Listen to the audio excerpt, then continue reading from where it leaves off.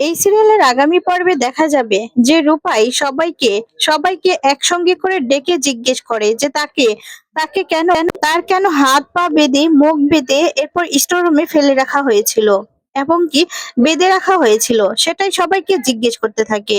তার কি অন্যায়, সে কি এমন অপরাধ করেছে যে তাকে বেঁধে রাখা হয়েছিল, বেঁধে রেখে স্টোর রুমে ফেলে রাখা হয়েছিল, সেটাই জবাব চায় রূপাই।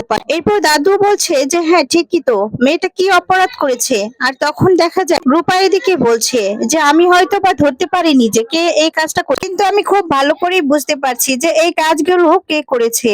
কারণ স্প্রে যখন দিয়েছে তাদের স্পর্শ আমি বুঝতে পেরেছি যে এরা কারা ছিল।